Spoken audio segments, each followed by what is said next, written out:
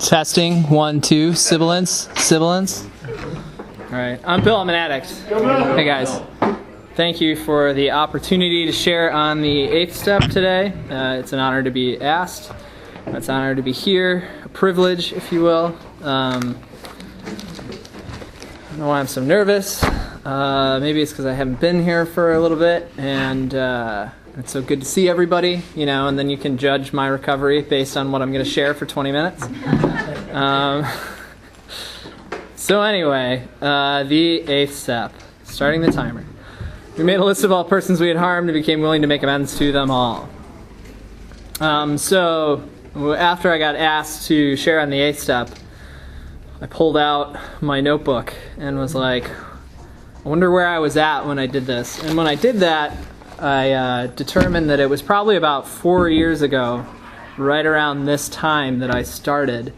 And I figured that out because one of the first questions is about whether I'm hesitating or if there's anyone I am not willing to make amends to. And one of those people was this guy Joe.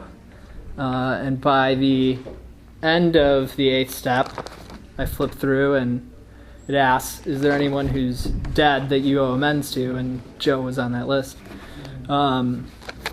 So I started remembering what it was like 4 years ago, and I started going, oh yeah, right, I had 18 months clean. I had gained a lot of weight. I remember that. I got clean and ate a lot of sleeves of double stuffed Oreos, which I made into quadruple stuffed Oreos. And I'd gotten into a really ill-advised relationship with someone who was new. Anybody remember that? Whoo, that was bad news, huh? And that ended poorly. And right at that time, this guy Joe, who I had lived with and gotten high with and all that stuff, he passed away. So that was a very interesting time for me.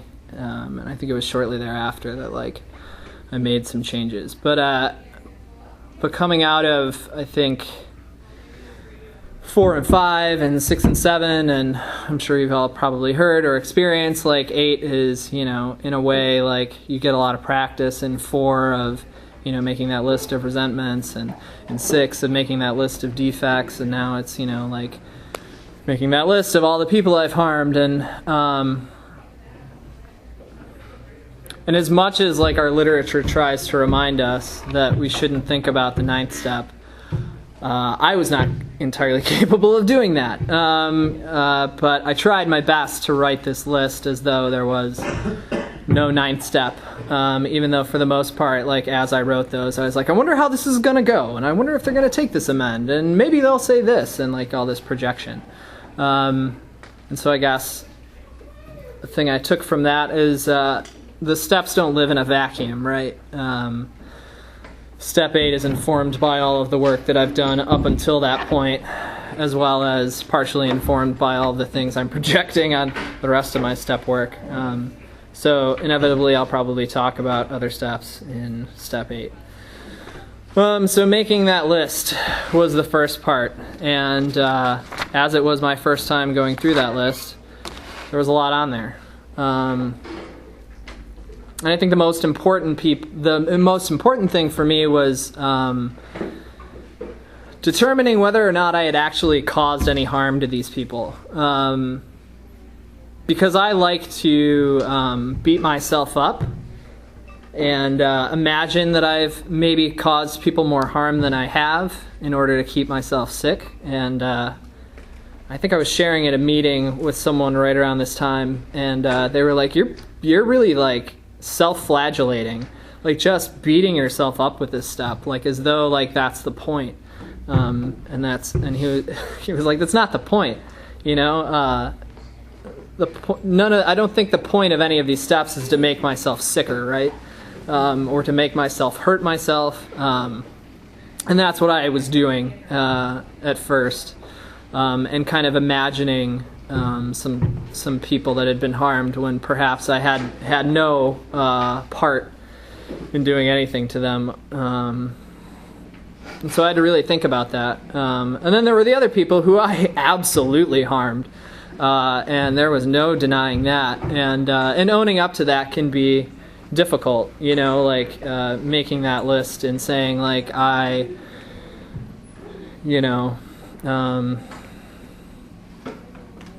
when I was living with my parents and getting high, I went into my little brother's room and I took an ounce of gold and stole it and sold it and lied to him about it and pretended it was missing. And then he had to go through the process of figuring out that his older brother stole like $1,500 from him. And he held on to that for a while, and rightly so.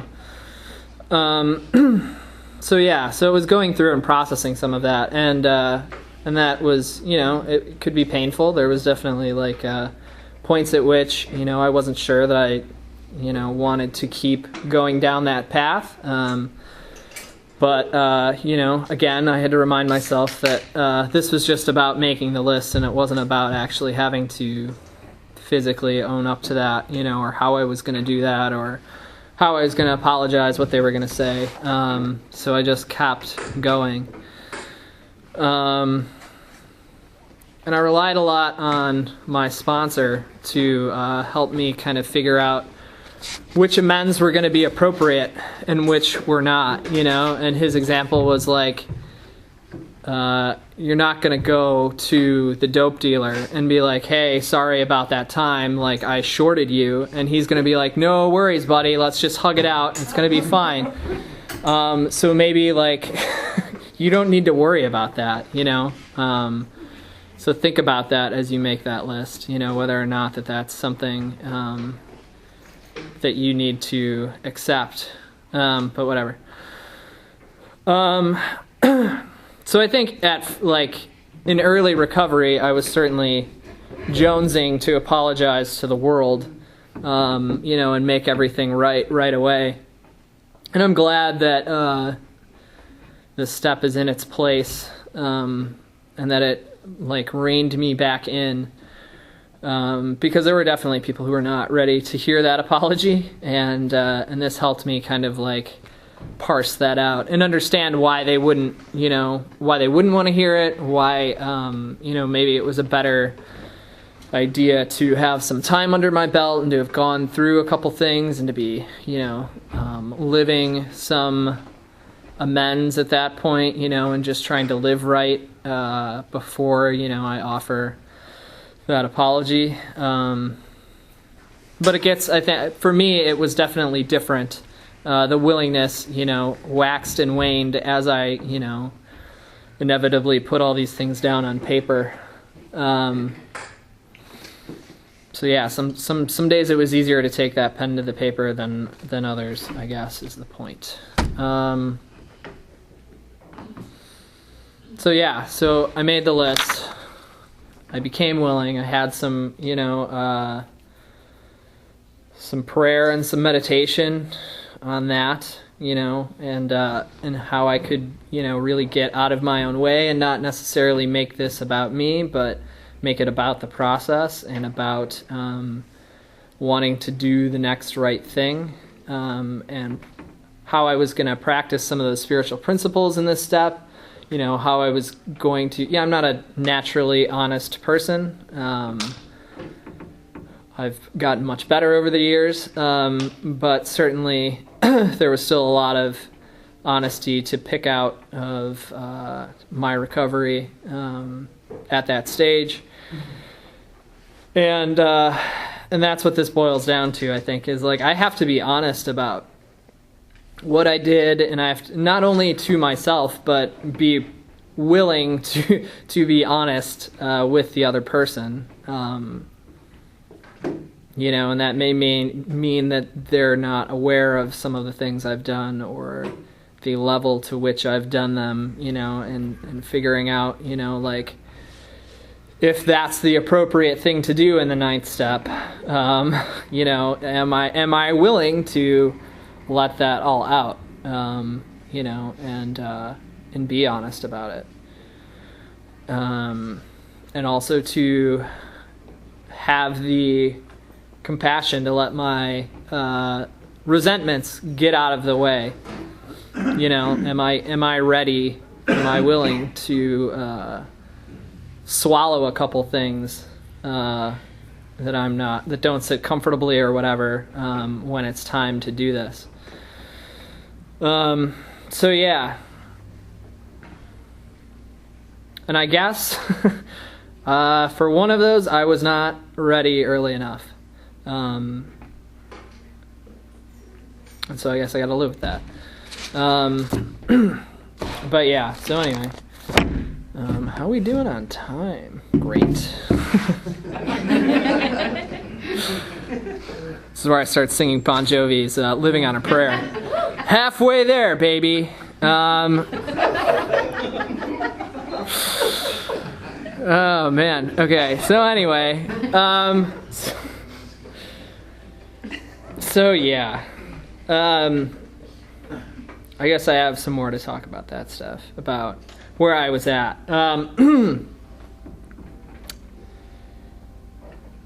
Yeah, I was not willing. I was not willing with one person quite yet, and I had a lot of resentments, and I had a lot of guilt, and a lot of shame, and I just wasn't ready to put it away. And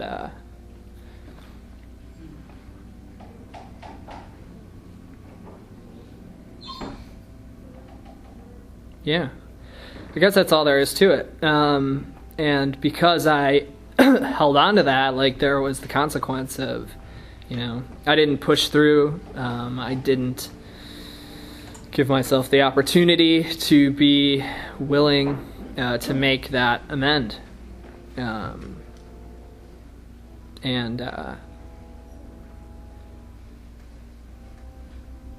Oh, that's creepy church music. Creepy organ music. Sorry. How ominous. So yeah. So moving it, maybe that's just a sign to move on, right? So yeah. So not to steal whoever does the 9th step thunder, but I feel like I have to carry it out a little bit into what happened after that list was made. So sorry, whoever that is. So yeah, so in that list was definitely, like, I focused first on family because that's where a lot of damage was done. I was kind of a coward, so I didn't want to go hold anybody up, but I was more than willing to, like, steal from family, like it was going out of style, because I knew that they weren't going to press charges, that they weren't going to... there was going to be no, in my mind, like, immediate repercussion for that. Like, never mind the fact that they can't trust me. They,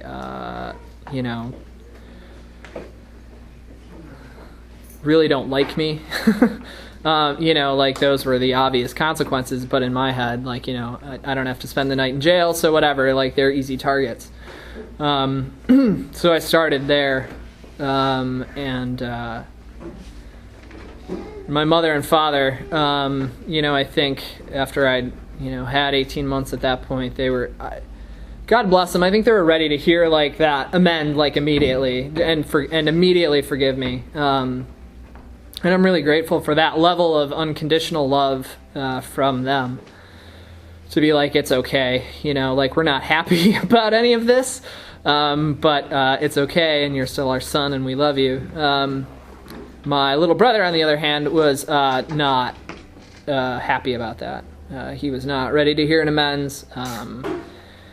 I had been dating a friend of his right before I got clean, and they found out about it at the same time, and they both kind of came at me as soon as I got clean, and laid on pretty thick, like, that I had fucked up pretty bad. Sorry about the language. That I had messed up pretty bad. And so he was not prepared to speak to me, let alone have me apologize for a long time. But by about 18 months, some of that stuff had kind of, he saw that I was really trying to live a program of recovery and get better and not make the same mistakes. And so I was able to make that amend with him and was able to be there when he went through his struggles and help him get into a program of recovery and hear his amends, and not hold it against him, and not be like, well, you made me wait 18 months, so I'm going to make you wait 18 months, buddy, and be there for him when he was ready to do that, and that's amazing, to be able to reciprocate on something like that. I'm really grateful for that opportunity. And then there was so I was really comfortable making amends with family and putting those people on that list. And then when it got to friends, there was a little more to that. Because I don't know what kind of people you hung out with when you got high, but the kind of people I hung out with when I got high were not the I want to hear amends type of people. And were not and did not understand recovery for the most part. And we're not necessarily interested in hearing about what I had to say. Some of them were, on the other hand. Some of them, I had grown up with and I had wronged, and I was really embarrassed to have to, own up to some of that stuff, but they were very willing to hear that and go through that process with me, even though they didn't necessarily understand it or it was their first time with it, and that was great. And then there were definitely other people who did not want to talk to me and did not want to hear it, and those people will remain on that list. And if there is ever a point at which it is appropriate for me to make those amends, and the opportunity presents itself, then it is my responsibility to follow through. And when those moments happen, I have to acknowledge them and own up to it. And I have, and I'm grateful that, I'm presented with some of those opportunities so that I can, because it's really important that I go through and check those off the list, right? It's more important that I get past that and clean my side of the street, and not so much that I check things off the list. But anyway, so there were some of those people that are willing to hear it. Some that will, I don't know if I'll ever get the opportunity. The girl that I was dating at the time has been through quite a number of people who have had substance-related problems and suffered through a lot of grief as a result since me, and I don't know that she wants to hear any of it from anybody, and that's her right and her choice. That's her life, and I have to remember that these people get to make that decision, and as much as I want to wipe the slate clean, sometimes I just got to own it and carry it, not turn it into a burden. So I went through and made those things and cleared up, as much of the financial stuff as I could. And I guess what it boils down to is, as a part of this process and continuing through the steps, I have a lot of good things in my life, and not just material possessions or I have a car or whatever. I met a woman who I really love and that I am ecstatic to spend my time with, and she's not here, right? Potentially life with. Remove that part from the YouTube clip so she doesn't hear it.